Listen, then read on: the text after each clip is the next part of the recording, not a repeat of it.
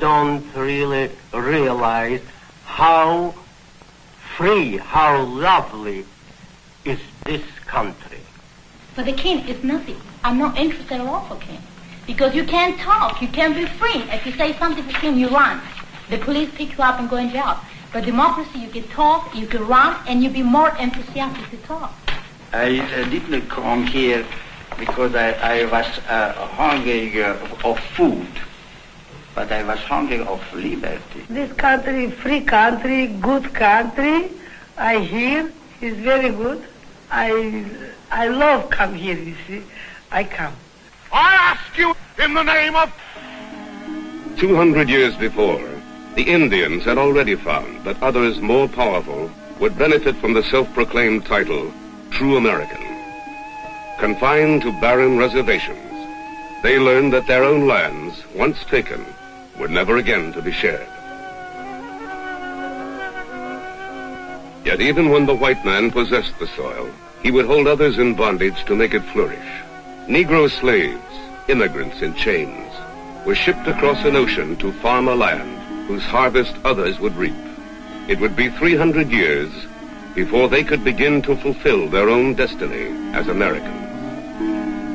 Throughout America's history, each new immigrant wave had to face the suspicion and often the hatred of the waves which had come before.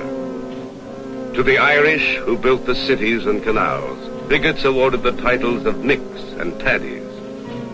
The Germans, whose endurance saw a fallow land prosper, were baboons and krautheads.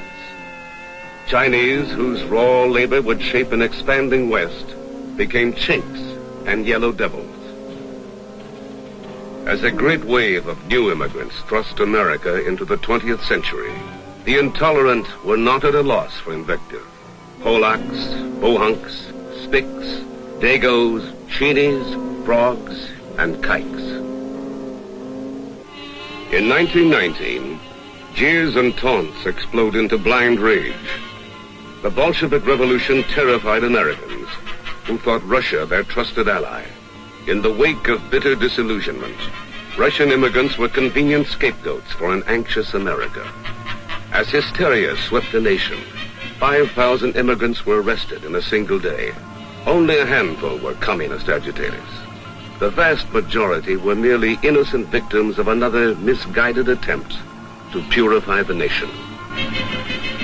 At the rate of 250 a month, they were deported to Russia, and a grim future that most had come to America.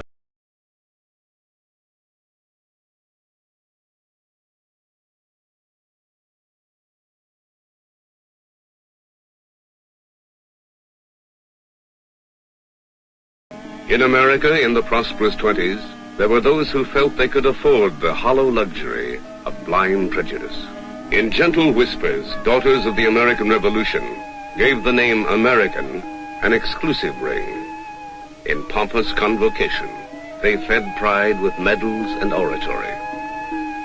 In hoarse bellows, others paid homage to a pure America, a land purged of Catholics, Negroes, Jews, or foreigners.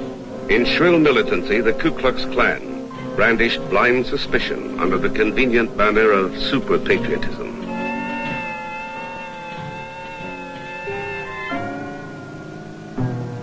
A shroud of intolerance swathed Ellis Island in silence. In the 1920s, Congress had passed restrictive quota laws, stifling immigration for all but the elites, Nordics and Anglo-Saxons. In halls that once resounded with the din of hope, an ominous hush signaled that the ragged, joyful parade was over. A frightened, isolationist America had rejected the very source of its greatness.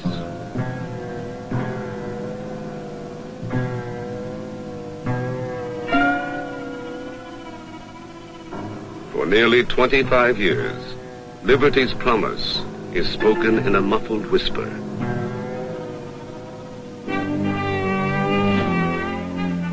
Then at Buchenwald, Auschwitz, Dachau, the Nazis devised their own quota system.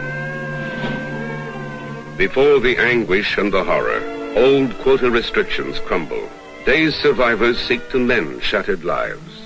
400,000 displaced persons find refuge in America.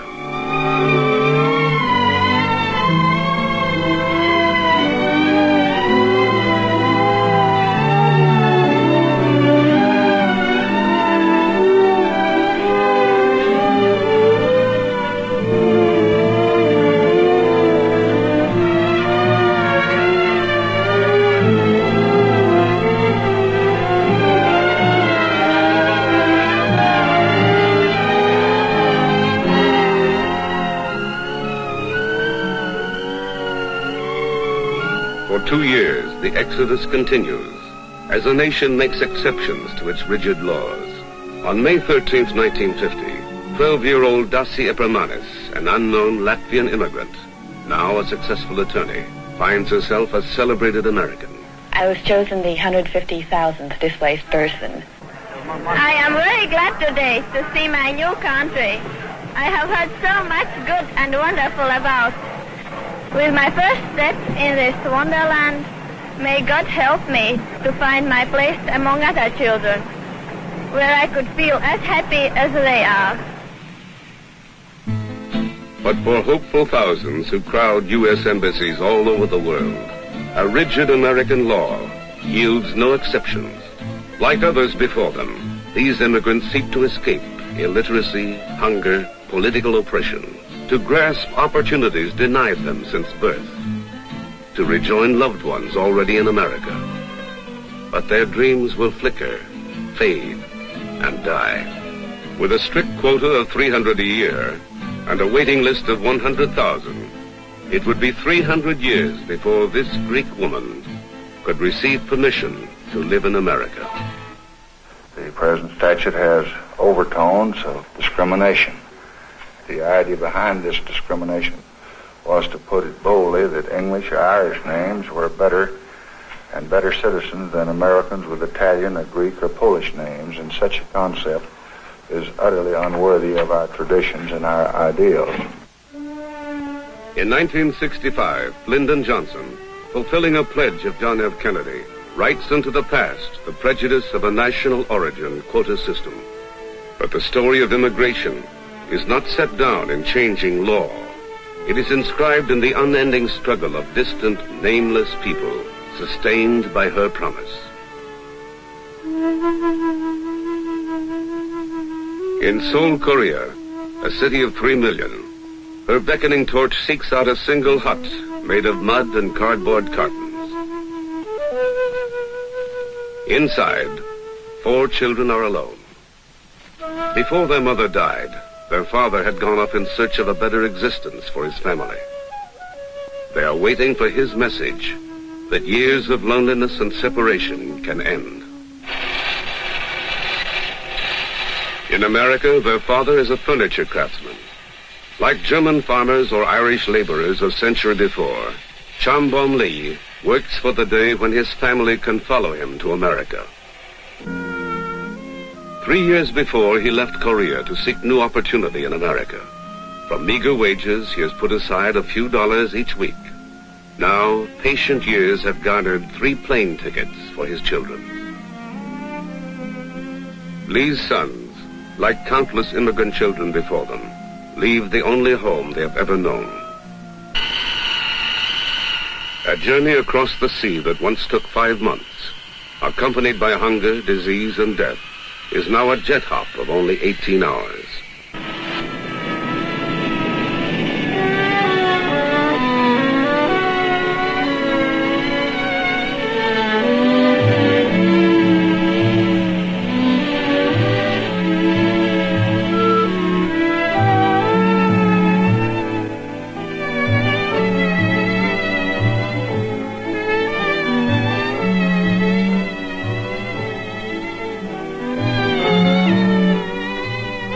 For 3 young Americans, the adventure is just beginning.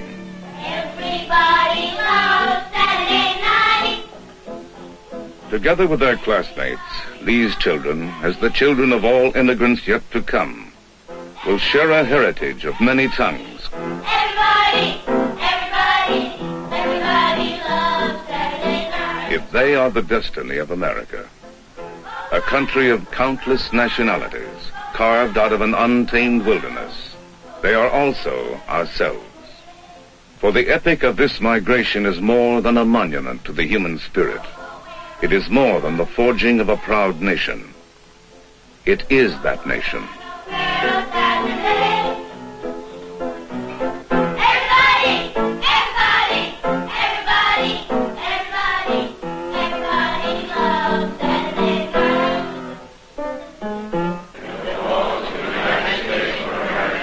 Against all enemies. In the courtroom of Judge William P. Gray, 300 people pledge proud dedication to their chosen land. Why they made this journey and what their new life will bring, no man can say. Now, and only one thing matters, that they came, that they will always be welcome. Congratulations, sir. Good luck, sir. Thank you. Congratulations. Thanks. Nice to have you. Thank you, Judge. Yes, indeed. Oh, well.